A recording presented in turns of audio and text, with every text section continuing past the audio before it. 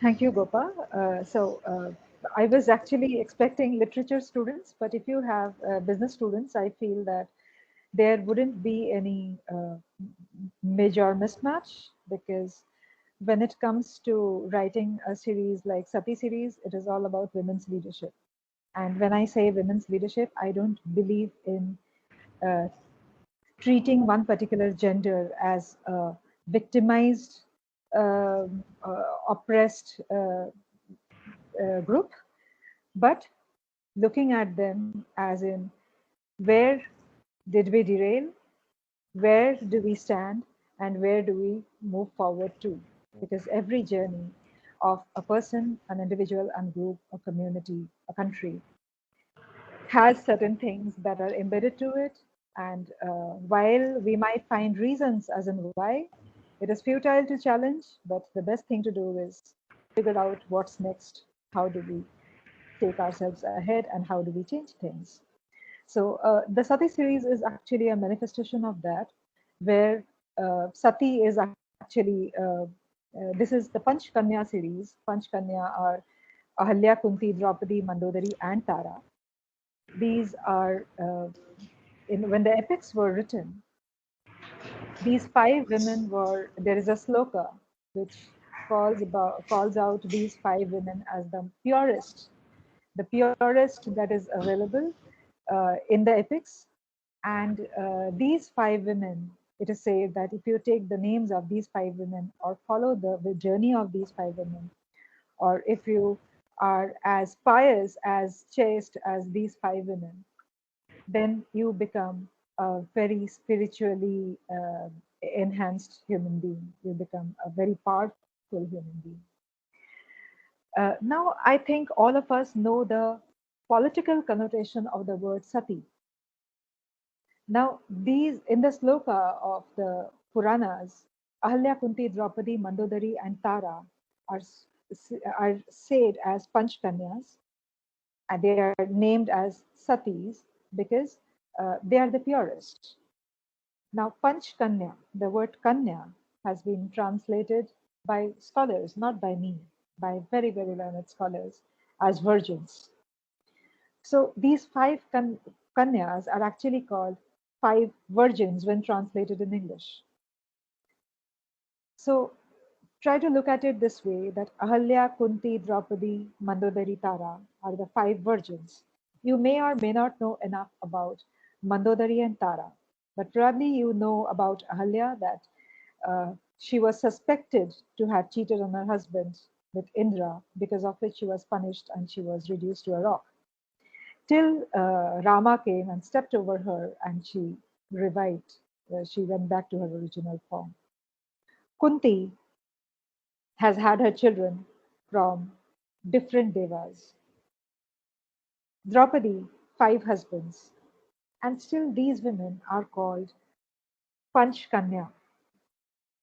Since you don't know, Mandodari is, till now in my research, I have found that though Mandodari also has different kinds of storytellings have told about Mandodari's relationships in different spaces. Let me tell you that Mandodari was very, very uh, given to her love for Ravan. The only other that she had ever fallen in love with was in her previous birth, that is with Maheshwar. And Tara was divided in her love between Bali and Sugriv. So this is who these women are. I'm giving you a background so that you know who we are talking about. This is who these women are, and they are still called Kanya because when you look at Indian mythology, or when you read Indian mythology, you figure that mythology doesn't come with bulleted morals that this is right, that is wrong, this is what you're supposed to do, that is what you're not supposed to do. Mythology comes with just stories, and how you interpret the stories is your politics, not the politics of the original writer. So, when these stories were written, Hindu philosophy actually talks about different kinds of characters, and for them, and these characters have never been explained in terms of their body. because Hindu philosophy considers the body as a very temporary construct. It is your mind, the soul, which has a far bigger connotation compared to your body. And so it is the soul and the mind that is treated as the more permanent construct. So the purity ruse is actually about your soul, about your mind. And this word purity actually signifies that how untouched you are compared to your goals, which appears in different kinds of studies, be it gender studies, be it literature, or be it business studies. This goal, when they name, it means that there could be 1,000 distractions which will take you away from the path that you want to tread. I was reading one article which said that 99% of the things that we want are actually not the things that we want. They are the things that others have achieved, or they are the things that others want, and we are just influenced by what others want or others have achieved. They are not ours. Purity is where you don't get influenced and you are very specific about what you want and how you want to approach it. Whatever you are going for doesn't have a negative reason in your mind. You approach it with a lot of positivity, and that is when your purity speaks for yourself. Your detachment, not necessarily, this is not necessarily about your body, your detachment from everything that comes in the way of of you and your goal. If you can detach from those, you are pure. So I wanted to begin with explaining what Panchakanya is. Now, Panch Sati are five very different women who had been. This Panch Sati is also a construct which has been aroused much later by interpreters and rewriters of the epics. And Panch Sati includes women like Sita, Damayanti, five such women who are very obedient to their husbands. So Panch Sati is a patriarchal narrative, and Panchakanya is a far, I can say, more original narrative of India. Something that you should know, whichever branch of, whichever discipline of study you are in, that ancient Indian philosophy and ancient Indian learning and ancient Indian society was far more progressive, and we have messed it up immensely in between, and now we are trying to go back to it. But we have spent a lot of time to reach here. We will spend probably more time to go back there in terms of the progression of mind. Let me enter the topic for today: mythology in women's literature, mythology, motherhood, femininity in women's literature. Uh, well, this is fascinating. I would explain a reader first. You know, every reader has a life cycle. We have different stages of reading. When we are very small, uh, the first times when we started reading a book, when we are very small in terms of age, that is when every kind of reading is a fantasy for us. It is a magical world. Everything is something which is unexpected. A drop of water is an enchanting thing. That is when nothing is questioned. Everything is believed, and everything is taken like something beautiful. We love to believe that world because that is not the stage when we don't trust. We trust everything. That is that small, little human being stage of reading. When we cross that stage, we reach the stage of literature. From fantasy, we come to more serious literature. When everything, even if we are reading comedy, we are reading horror, we are reading thriller, we are reading anything, whatever be the genre, we are reading serious literature. We try to analyze the language. We try to analyze the points made. We try to analyze what is there in the writer's mind. We try to analyze society through that literature. We try to ask questions because those questions are impertinent and disturbing.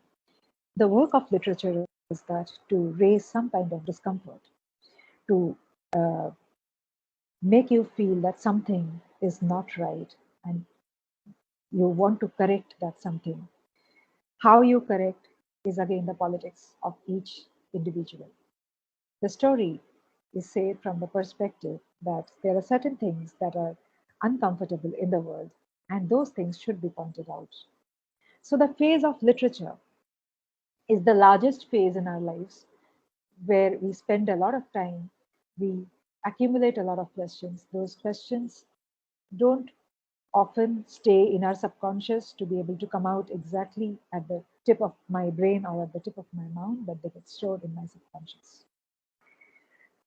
After this large stage of literature comes a time when you enter the stage of philosophy. This philosophy again is a stage where you stay for the rest of your life. This is the stage of answers. Whatever you have read, whatever you have accumulated in your subconscious, whatever you have thought, those things are cooking inside your brain and they are slowly and steadily trying to provide you answers, trying to prompt you on what you should think, trying to show you the similarities or parallels between different kinds of literature written in a different era by people from different geography, uh, by people from different socioeconomic backgrounds. And then you come out with some kind of amalgamated response, which probably works. And then you try to figure that does it work? That is the stage of philosophy. Now, at every era of reading, writing, or simply consuming, intellectuals are faced with two very important questions. These questions are: who am I and where do I come from?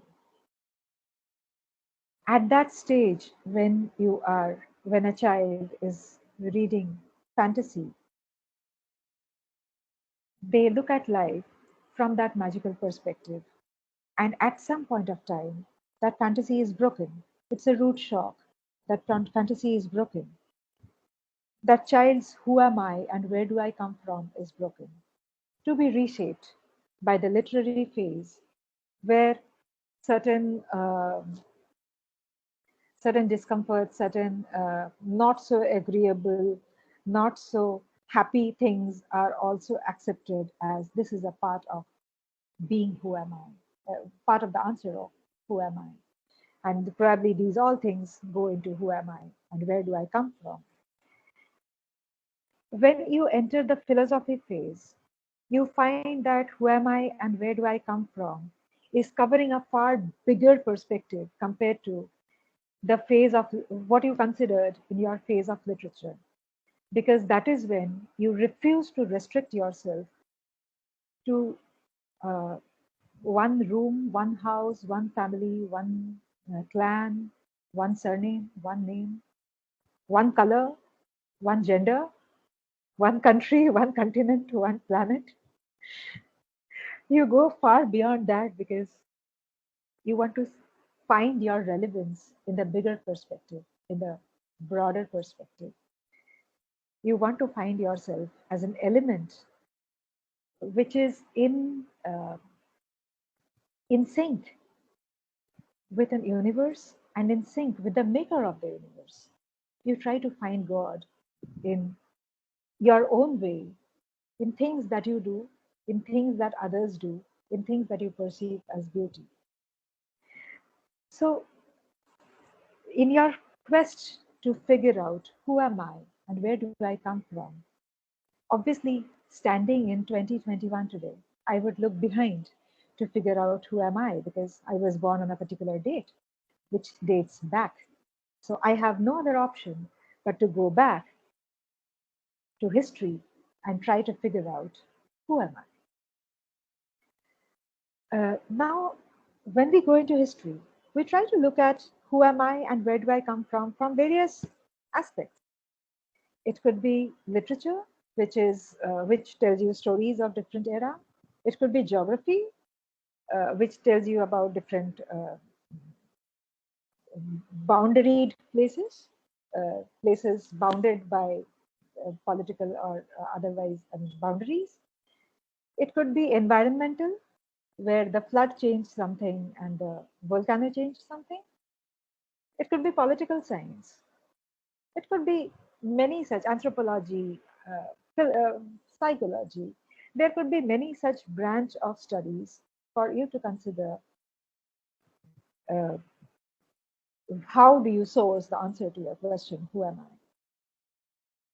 Now, there comes a time, how far will you go? At some point of time, when you cross that finite stage, call history a finite stage because it has a date. At some point of time, you are still not satisfied with the answers that you get from who am I and where do I come from. That is when you progress from that finite phase to the infinite phase. And that infinite phase is mythology. Why do I call mythology an infinite space? That is because, one, you cannot restrict it into a particular date, that from this date it started. It's not like Babur was born on so and so this date and he was killed on so and so date. You cannot put a date to mythology.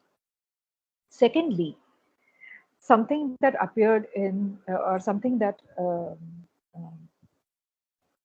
was fine in 1970 or applied in 1970 may not apply now. But mythology in various ways applies till date. If you will figure out that it comes back to you, even if you don't want it to. And that is the reason it is said, bust the myth. Myth exists. And that is why, again and again, we feel the need to bust the myth. Now, once we have understood that, of course, this where do I come from and who am I are questions that never have a foolproof concluding answer. It is these are the questions that continue generation after generation, birth after birth. But then, from whatever we know, we try to pass to our next generation, right? Whatever we figure or whatever we relate to when it comes to who am I and where do I come from is passed on to the next generation so that they can start their research from whatever we have understood. So, as I said, that you go back, and you find yourself somewhere in mythology, and you find yourself in mythology very easily because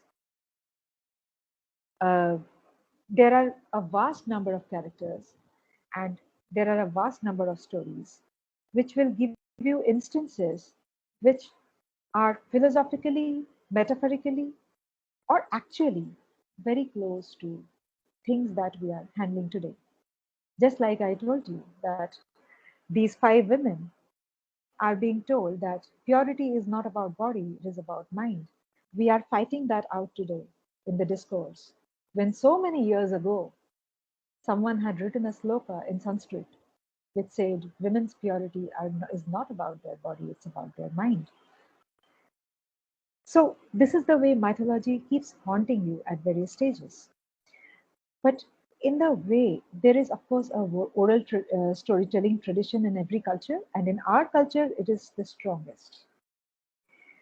So, when our ancestors had told us the stories of Ramayana and Mahabharata, we had been told the stories in a particular way. We had been told about the women from Ramayana and Mahabharata merely as victims, victims of someone else doing something where they were very powerless, where they didn't know what to do. They were dependent upon men to help them out. They were molested. They were taken as prisoners and kidnapped. We hear a number of stories. So, for example, when I heard as a child, when I heard the story of Ahalya, uh, the way I was told by people in my family and people outside my family. I understood that women are supposed to be very careful about how they conduct themselves because they don't have the agency of doing what they want to. They have to think twice about how the society would look at it, how others would feel about it, how it will be perceived, and what are the consequences of doing whatever she wants to do. So when I was told the story of Ahalya, I heard that a woman dared to love, and she was reduced into a rock for 1,000 years, after which another man came and touched her, and that is when she was freed. The same story when I read later as a grown up in my literature phase, or probably in my philosophy phase, I figured that the story was so wrongly told to me. And that is because, and those stories are misinterpreted in oral traditions told both by men and women, not just men. And they are told in that way because such was the politics of that era. People believed in women being in a particular, women should conduct themselves in a particular way. People believed that Lakshman Rekha is only for the woman. People believed that if you are too smart, you might get molested. People believed that women are the cause of troubles. They caused wars and killings. Now try to look at this, and I am very consciously problematizing this particular scene that I am bringing before you. In most Indian households, and almost in all, I'm using the word almost. It's a, a, a forced use of word that almost doesn't occur, but in every Hindu household, a small child is first told the stories of Ramayana and Mahabharata. They grow up. Now, what is that first stage of story hearing or story reading? That is the stage when you are consuming fantasy with a lot of trust. You believe whatever you hear as the complete truth. You don't want to challenge.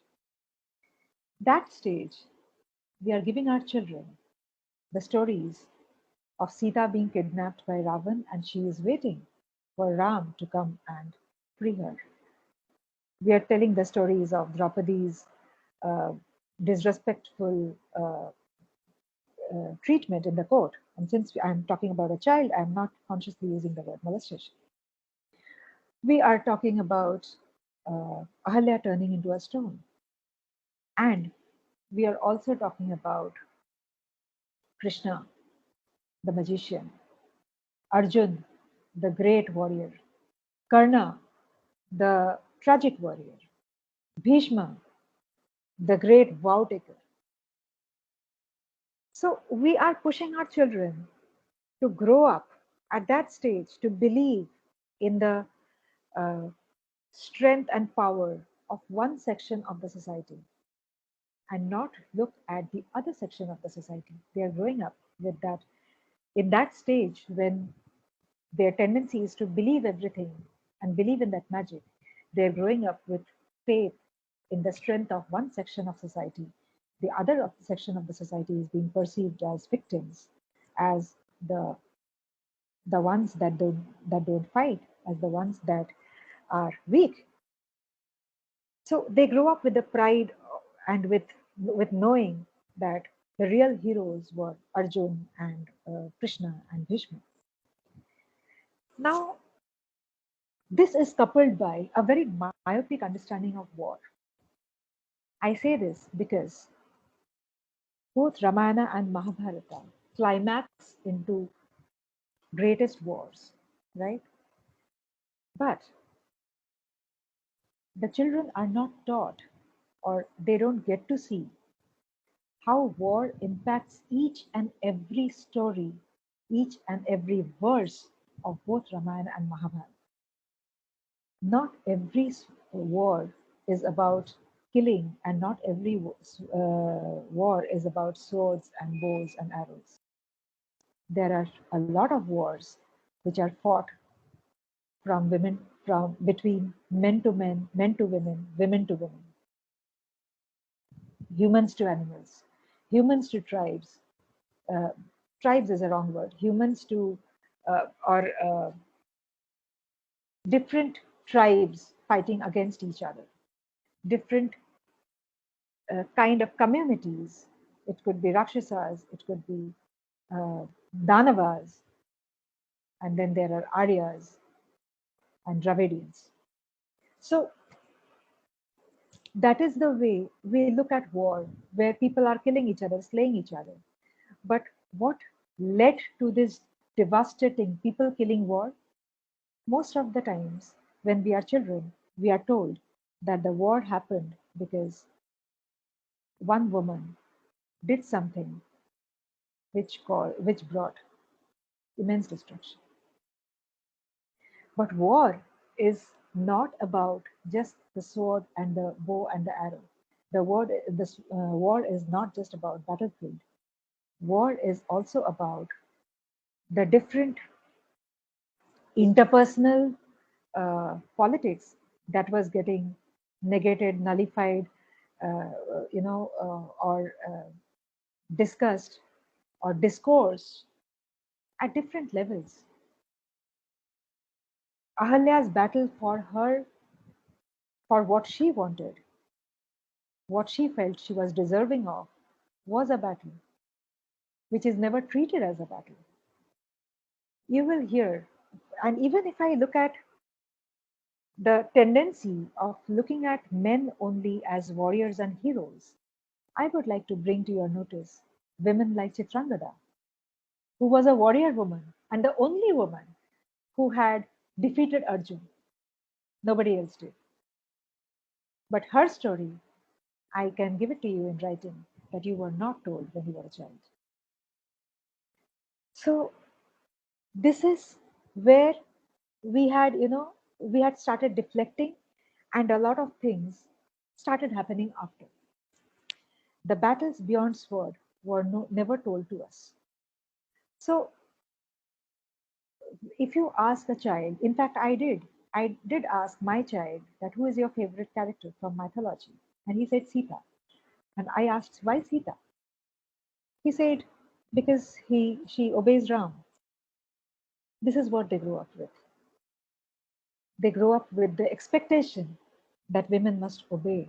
And if a woman doesn't obey, then she is not Sita. Most of us, I did, but most of us don't explain to our children who was Sita. And let me begin my post this. I will enter into the Sati series, into my books. But before that, let me explain Sita, because Sita is one of the most ingrained characters, extremely misunderstood. Sita's largeness, in short, if I tell you, Sita's largeness lies in the fact that she was one of the biggest believer of the ideology of Ram Rajya. And it was unfortunate that she was the biggest sacrifice of Ram Rajya.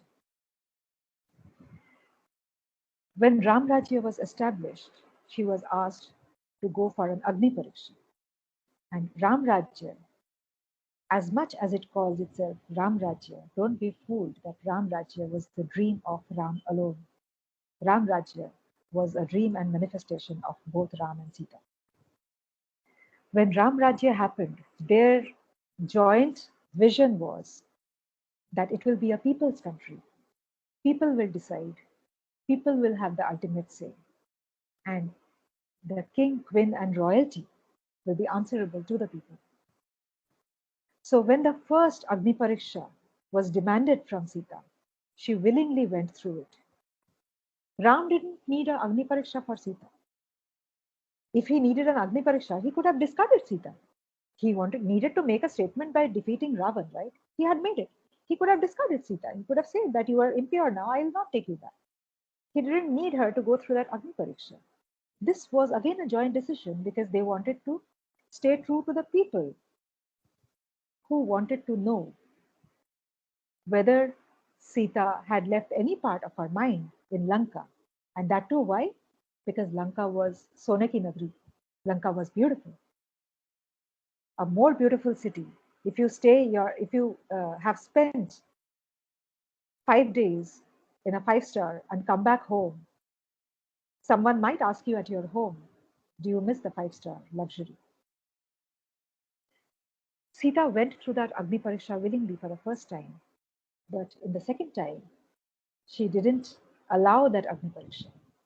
She rather asked for the earth to take her back in. And think why. Had Sita, it wouldn't have mattered. It was her vision. She could have gone with the wishes of the people once again. How she had gone with the wishes of the people twice, right? Twice she had taken the trouble on herself. Twice Ram and Sita both had made certain sacrifices for the people. But for the third time, she, when it came to the third time, that demand, she resisted and didn't give people a third chance. Reason being, had she given that chance, a fourth would have happened. A fourth demand would have come. Fourth demand, fifth demand would have come. After fifth, sixth would have come. It would have become a ritual. By not agreeing for that Agni Pariksha for the third time, Sita killed the possibility of this Agni Pariksha becoming a ritual and didn't stay on earth. She proved herself that she was pure, and she didn't stay on earth. She didn't make herself available to anybody's any question further. She was not answerable. That is the greatness of Sita. Now, when I see beyond Sita, now I am entering women's retelling and evolution. Sometime back, just before my Kunti was published, I was talking to Chitra Banerjee Divakarani over Instagram Live. And she mentioned to me about, we were talking about my Kunti and her Palace of Illusions. And she said to me, that time Kunti was not yet out. It had gone to the press. So Kunti was out in end of July. We had this discussion in the beginning of July this year. So she was telling me that in her Palace of Illusions, written a few years back, she enjoyed the fight matlab the women's kitchen politics that she had constructed between uh, Kunti and Draupadi, that how they both are kind of, the mother-in-law daughter-in-law equation that is fiery at times and funny at times, but then they both are trying to outwit each other. In Palace of Illusions, you see that Kunti is trying to trouble Draupadi with demands, expecting that she will not be able to meet those demands. And Draupadi does manage to meet those. Now, about after 10 years, 1 decade later, when I write Kunti, and this was something that I and Divakar Karuni had discussed among each other, that how does women's evolution happen? Today, when I see at the bickering or the fights that may have happened between Kunti and Draupadi, I don't see them fighting over frivolous things because they both are born and brought up in royalty. Neither of them would probably be engaged into simple nitty-gritties, though it is the custom in the king's house to make sure that everybody learns everything. So you will find a Bhim being a great cook because everybody learns everything. You may or may not be a champion in doing whatever you do. You may have your strength areas. So, but you have to learn everything. So, Bhim is a cook. Arjun is capable of uh, singing and dancing when he needs to, right? So, when this thing comes that everybody learns everything, in everybody, women are included, right? So if the man knows how to cook, how can the woman not know how to throw the sword? In Arjun and Subhadra's story, we hear that when Subhadra was pregnant with Abhimanyu, Arjun was talking about how to enter the Chakravyuh, and Arjun was saying that, and Abhimanyu inside her belly, growing up, had heard that, and that's how he knew how to enter the Chakravyuh. So, if the father is capable of influencing the son to that extent, how is it possible that a woman child or a woman will not be influenced by her father or her, by her father or her mother in the same way? So, from that perspective, I figure that Kunti and Draupadi would not be fighting if they have to about the kind of nitty-gritties that are non-issues. They would probably be fighting on much larger issues because they are born and brought up as leaders. They are not born and brought up as uh, smaller beings who would be discussing, uh, you know, uh, who would be gossiping and discussing and talking about things that doesn't add value to the future that they envision.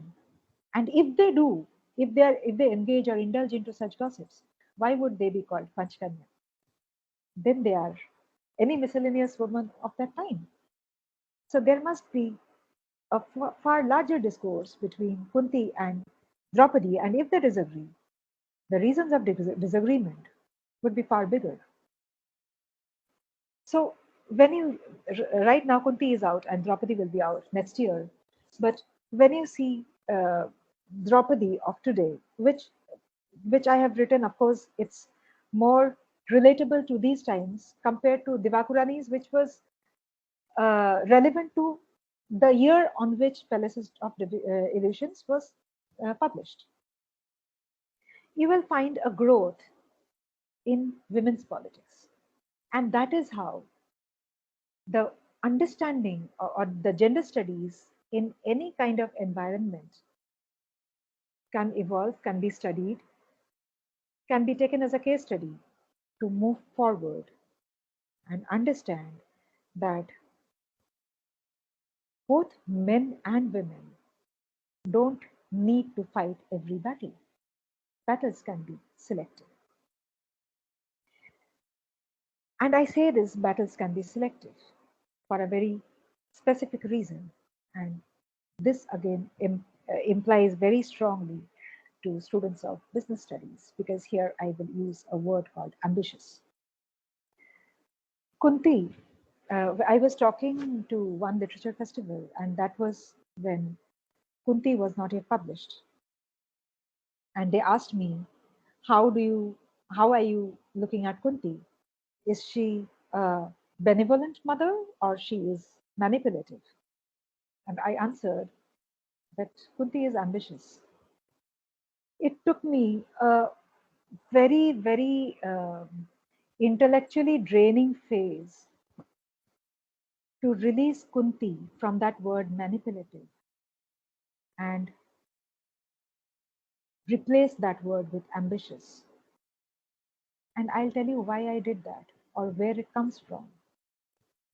Kunti, being a princess of earth, wanted the king of the Devas to have her children. She was that level ambitious. And when it comes to motherhood, motherhood is very ambitious. We all want our children to be the best, to be uncomparable, to be beyond everybody else. We don't take anybody saying anything to our children, or we don't take it well. We feel it's a blow on our leadership because our leadership manifests the best as mother or father or parents, because that space is totally in our control. A child's mind is our kingdom. As he grows up, it becomes a separate kingdom. But at, at the childhood, a child's mind is our kingdom. Now, if you look at Kunti as a mother, now first let me describe motherhood, the way I see Kunti as a mother and how motherhood features in her life. Motherhood is a very different construct compared to the general idea that we have. Motherhood is not just about body. Motherhood is a far bigger construct. If you have, if you are an entrepreneur, you will treat your uh, entrepreneurial establishment like a mother. You would try to bring it the best, the best of collaborations, which when it comes to motherhood means you will send your child to the best school so that it can learn the best, right? The best of collaborations, the best of uh, people connection, the best of nutrition, any kind of motherhood, be it you are running this college, you would want the best students to come to you, or you would want the students who come to you to become the best. Either ways, that is motherhood, right? So motherhood is far vaster than just a woman giving birth to a child. And Kunti's motherhood is an attitude that had started its presence felt way before she actually became a mother. But she came with her terms. There was a time when she was forced to give birth to a child, but she was not ready for motherhood. Look at it as an entrepreneur who has been asked to release his product before it is time. What will the entrepreneur do? She knows that the product has been released before time and it is not as per how she wanted. She would try not to give that product her name. चोर बाजारी में निकाल देगी. She would just let it be somewhere in the godown. Kunti didn't do anything different. But Kunti didn't orphan it either. If you look at it, Kunti gave birth to Karna, and the father was Surya. Surya is the one who gets to see 3 decades of time, past, present, and future. His light reaches everywhere. So all Kunti did was she had left the child to the care of the father, just like many men did. Shakuntala was left to the care of the mother.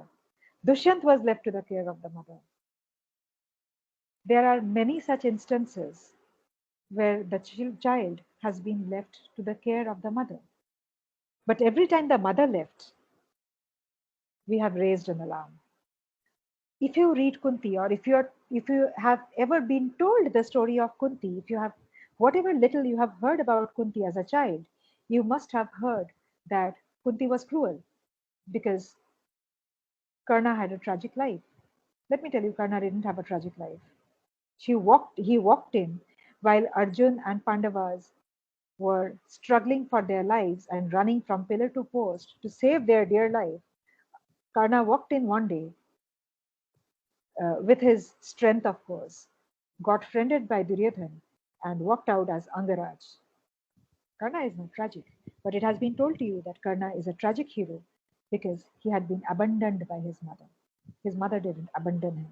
His mother had just left him to the care of the father because she was not ready.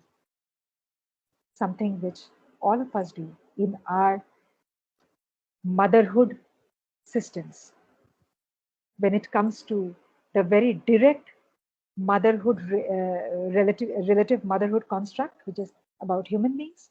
Yes, that is when you feel angry at Kunti that how could she?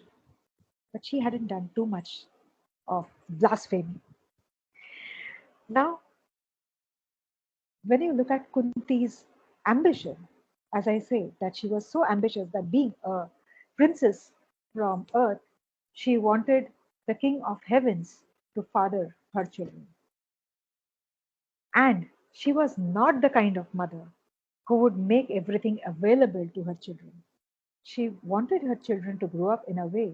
that they could provide for themselves, decide what is right, what is wrong, understand, and have the kind of strength where they can stand by themselves without expecting for external forces to protect them. And of course, she had her favorite, something that she never spoke about, maybe, but she had her own way to explain. Partha, all Kunti's sons are called Kaunteya, but Partha is only Arjun. And the word Partha comes from the word Pritha, which is Kunti's maiden name. So she was the kind of mother who was ambitious for her children, and she wanted, and she was very clear that who was her favorite and how her favorite would be, because that is the reason she had her eye towards the future.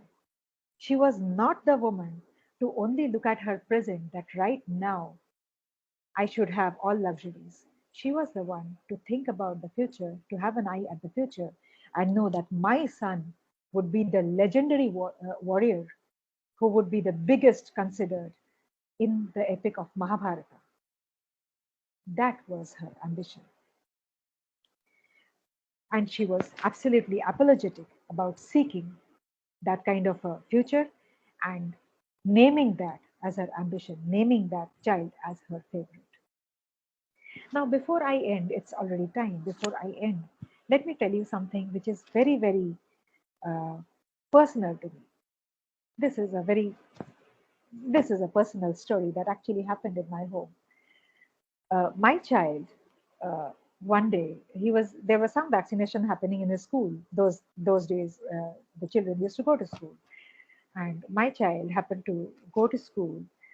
Had a vaccination drive in a school, and so just before he went to school that morning, I explained to him the entire process. I told him that what an injection would feel like. And I explained to him that, it looks very scary. But if you don't get scared, what it does to you is actually nothing. But it makes you scared by the look of it. So don't get scared by how it looks. Just allow it to do its work, and you will find that it can do nothing. It doesn't harm you, it doesn't even pain you. So he went to school and he came back. And I asked him that what happened. So he was like, it was fine. Actually, it didn't pain. You were right. So I asked that, so you didn't cry? So he said, no, I didn't cry. But girls were coward. They cried. Two things. One is girls were coward. They cried is not something that has come to his mind. It has been given to him by someone. Second thing is, I sat down with him and asked him that why do you think you didn't cry? So he said, because you told me, you prepared me. So I said, I'm a girl or a boy? So I explained to him that, girls are not coward because they cried. Coward are those who saw them crying and made fun of them. There is one girl who prepared you for the situation, and that is the reason you didn't cry. Otherwise, probably you would have cried. This personal story is not fiction. It is not forced. It is a real life story. But it would have been overlooked if there was not a woman who would voice this story in front of you and put the story into perspective. If I didn't put this story into perspective, the child would have concluded the story with the words, girls are coward, they cried. And the same applies to mythological retelling. For so many years, you have heard, girls are coward, they cried. And this is the time when a few authors, there are many like me, who are coming up and trying to give voice to many overlooked stories from Indian mythology. And I appeal to you that read them. Probably when you will be in a situation to retell these stories, you will tell them in a different way. And that is how the women's politics, women's journey, women's gender equations for women would evolve, would be better, and we would not be stuck to petty politics. Thank you. Wonderful, Coral. And I would not say woman, I would say the study of our society, the study of our country, the study of the whole nation. I mean, not only the nation, but the international politics which goes on around gender should take a new turn now, I guess, because people have been exploiting this gender thing to their advantage, because one has to be seen as weaker to get their agenda taken through. I think that's the bigger picture that we should not, and unfortunately, we Indians have fallen into that international trap where we have gender equality and gender concepts, gender studies to be very specific. You know, if you look at our mythology, I mean, it was woman as an inferior species is nowhere mentioned in our mythology. Yeah. So, and this concept is a foreign concept, and suddenly we are taking that concept. And I mean, I'm not saying that there is no oppression in India, but the oppression was never gender biased as it is being looked through that gender lens now. Both men and women were oppressed in different ways, but to look at it only as a gender thing is perhaps a Western concept which we have taken, and our mythology are a good source where we should, and unfortunately, these people have interpreted our mythology in their own way, and perhaps these retellings will help us to know where we have gone wrong, or how do we reclaim whatever we have lost over the years. Well, I'll now leave it, open for our students if they have any questions. Yes, please. Is Anvita, question, please. Good evening, ma'am. Firstly, I would like to thank Gopa ma'am for inviting Coral ma'am. This was such a great lecture. Like Thank you. all through my childhood till now, I've had so many questions going on in my mind regarding stories which I've heard from my grandparents and their grandparents telling, passing on those stories to them, and the way they were interpreting their stories and then passing on to us. And I've always had this doubt regarding why women in our mythology, in fact, they were really powerful. But they were shown, as you told, ma'am, in the beginning, that it's up to the interpreter how he or she is going to interpret the story.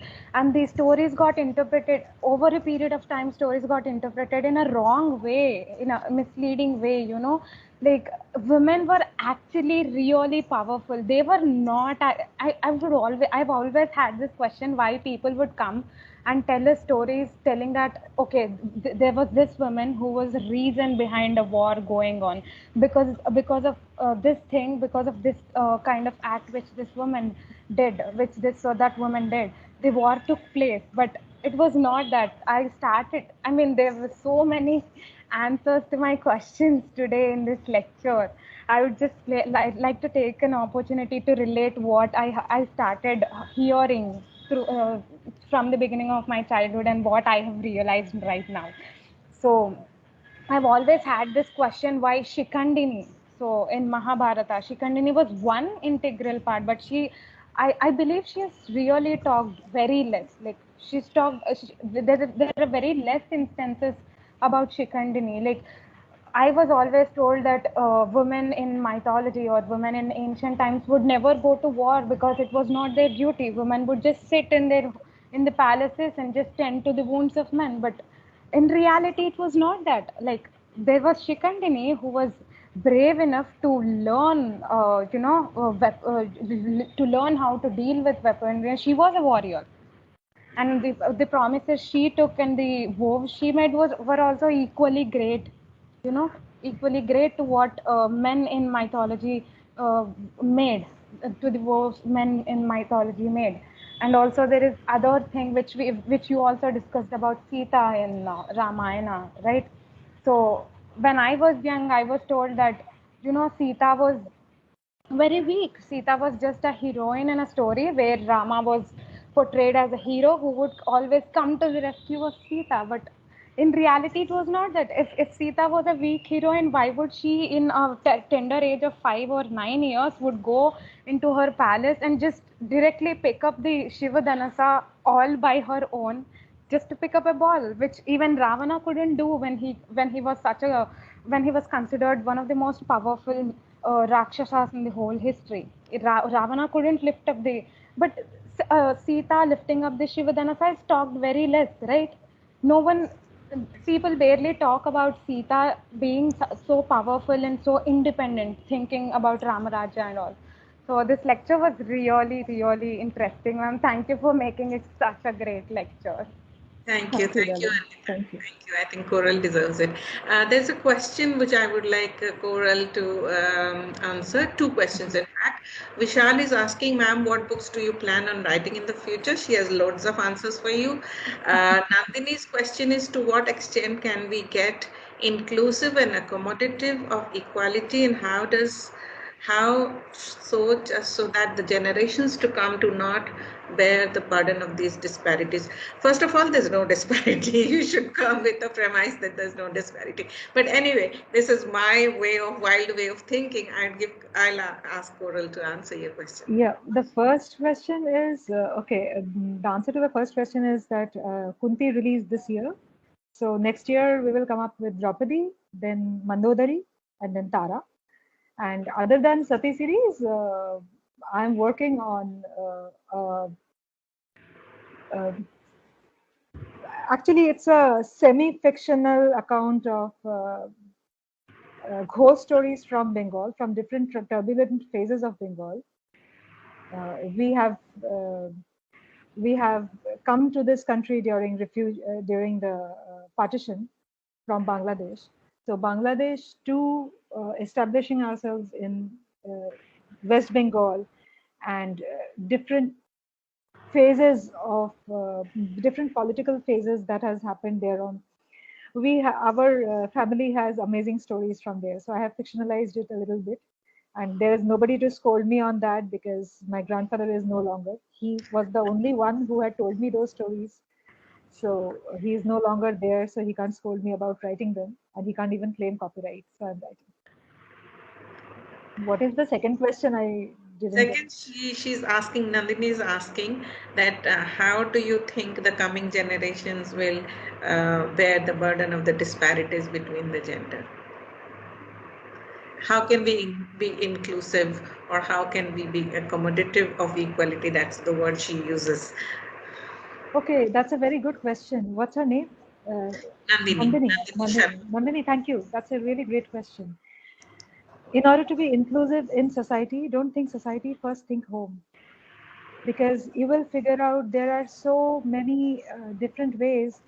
As much as big a feminist that you are, end of the day, this man woman thing is so deep inside us that most of us end up meaning, saying, believing in things which has very, very patriarchal connotations. We say things like worse than a woman, you know, when we don't agree to something. All the, I mean, you guys are young guys, and I know the kind of gullies that you might be using for each other when you are, uh, you know, exchanging informal meeting. But do think about it. Each and every gully that you are using for each other, even as a joke, has something to do with a woman. Most of the gullies calls the woman a slut. So, in order to begin or take the gender discourse from one level to the next, first look home. First, don't have that thing in your home. I mean, okay, this is something that I tell everybody, that we have been taught, or it is in our tradition ritual, that men have their food first. Or if the man if there is a food that has been cooked which tastes really good, and the woman wants and the man wants it, women often pour the bowl on the men's plate, and they're expected to feel very happy about it, that he's loving it, so he's having it, and he's even having her share. But the fact is, food is existential. If you allow people to think that they have the first right on food, they will think that they have the first right on existence. So be very careful about these things. They are very subtle, they are very psychological, but they are very, very impactful. So start that journey not from your college, not from your society, but from your home. And you will find how actively you perceive it in various parts of your life. You will not necessarily, I mean, with or without, whether you take gender studies as your course or not, you will be into that. Yeah. So, Harshit, your raised hands, and Manvi's then, and before that, there is a question from Parikshit. What type of research goes in, and for what duration did you research for before writing the books? Very practical question. Frankly, before writing the books, I didn't do a special research before writing the books. I used to read mythology immensely when I was a child. My summer holidays and winter holidays usually started with reading the Mahabharata and Ramayana first, and then I went into other books every time. So I read it too many times. So I had those, I mean, I read the translations, not the Sanskrit ones. But I had the stories very deep inside me, and I had the questions also very disturbingly inside me. So I didn't do a special research, but while writing, uh, there were times when I had different questions like when were Draupadi's or right now I'm working on Mandodari. So I had this question that when were Mandodari's children born? Were they born after Surpanakha came back with a cut nose or before? So these kind of research I might have to do, but otherwise, no hardcore 3 months research before writing. Okay, Manvi, your question, and then Harshit, your question. Uh, Unmute yourself. Yeah. Good evening, ma'am. Good I'm evening. just like you mentioned right now that a child learns these biased stories and perspectives primarily from their home, from their families, and it is obviously the first learning source that they get. So, ma'am, it is very obvious that in most of the households, the elderly people of the child, his grandparents, his or her grandparents, or anyone else might have such perspectives and might feed in such stories in a biased form to those child. And as a mother, women would not want their child to understand these stories in such a biased form, but we always do not know that how these stories are influencing the child's opinion, and it is not always in our control to tell them the correct way. So how would you suggest that we can help the children to unlearn those biased forms and move towards a more inclusive perspective? Wonderful question, Manvi. Thank you. Two ways. One is let the grandparents read the women's narratives that are coming up. Second is that happens in my home too. My child also hears the stories from grandparents. And now that my father in law is reading my books, he often comes up with a lot of surprise because he had not thought about it in that way. But otherwise, for example, when my child had come back with his opinion that Sita is great because she is a great follower of Ram, I sat him down and simply told Sita's story the way I wanted him to hear. And the same I did with many other characters. Of course, I had to sanitize a little bit those portions that my 9-year-old is not yet, uh, you know, my 9-year-old is not in a position to hear every part of every story. So I had to sanitize those. But then I do tell him the stories of the women. And the fact that for me, of course, it's a different thing because when they see the books, they anytime have that curiosity that who is Kunti, who is Ahalya, they come back to ask me. But otherwise, when the parents are reading and when the parents have thoughts, they can always, while talking to their children, talk the reverse as well. There is no harm. I don't see any harm in the child learning about Karna and uh, Krishna and Arjun. The idea is to simultaneously also know who was Sita, who was Draupadi, who was Kunti, who was Gandhari, all of that. Right, ma'am. Uh, Thank you so much. Coral, please feel free to tell me when you need to go. I know you have another engagement. Yes, I have at 6, so Yeah. Vishal, Harshit, are you still there with your question? Vishal asks a question which says, ma'am, can you recommend me a good English translation of Ramayana and Mahabharata? I've only read Amar Chitragatha. There are many, Vishal, and there are many good ones. I would suggest don't stick to one. Read many versions Yeah. so that you can know the real story. Valmiki Ramayana, the original Valmiki Ramayana is there on the internet free. So read that one. I think you should start with that one. I have answered for you.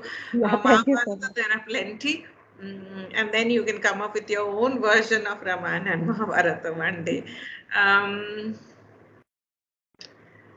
Harshit, Harshit, do you have a question, my dear? Are you were the Yes. first one. Unfortunately, I have lost. Yes, Harshit, please go ahead. No problem, ma'am. And good evening, ma'am. And I'm certainly looking forward to read your series. And I guess the first one is Kunti. So my question to you is that, it's very difficult sometimes to flip the coin to the other side and examine the whole scenario, because when Yudhishthir was crowned as the king of Hastana, as the king of Indraprasth, he invited Duryodhan, and so of course there was a mishappening there, and in order to punish him, the intention of Draupadi was to lessen the punishment by taking their weapons, but ultimately, unfortunately rather, she ended up paying a price for that.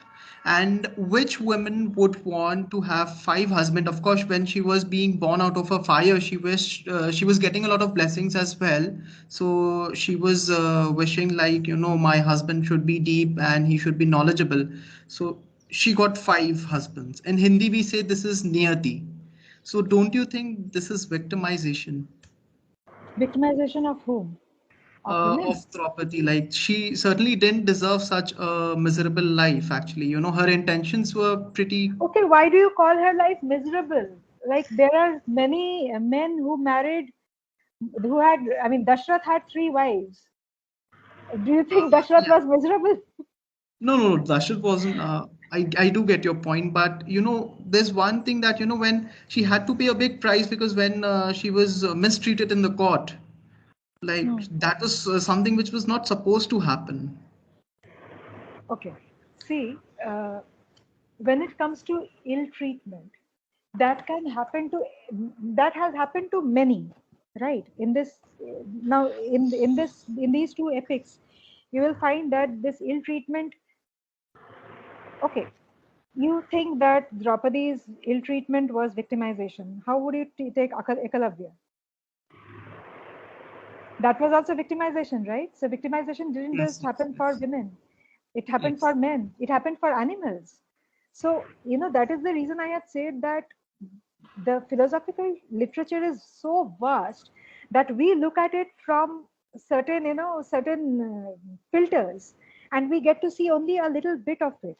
Now, when it comes to Draupadi's personal journey, I see a lot of scope for interpretation, a lot of scope for understanding who she was, why, what happened, etc., etc. But I don't see that the literature per se had victimized anybody.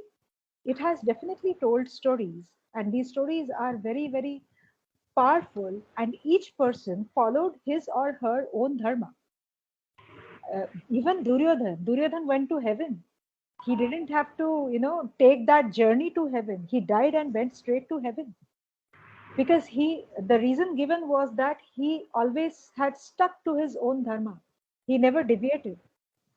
So if you look at each character's individual journey, you will find that the karma is actually taking a good round in every possible way.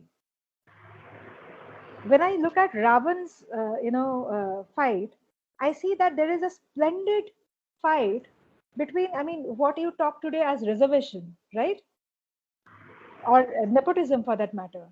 Someone is saying that, yes, we are born in the industry, but then we didn't have everything coming on the plate. We had to work hard for it. They are the devas. And then some said that you at least knew that you can get out from your luxury house in Bandra and go to the next house, and that is a director's house. You had to just ask for an opportunity, you would get it. I would be stopped by the guard. So that person is the Rakshasa, right? So you see that relevance and that victimization and that fight in again and again in 10 different ways coming forward. Yeah, Ashish, I does mean, that answer your question? yeah. Yes, ma'am. Thank you so much. Thank you so much, ma'am.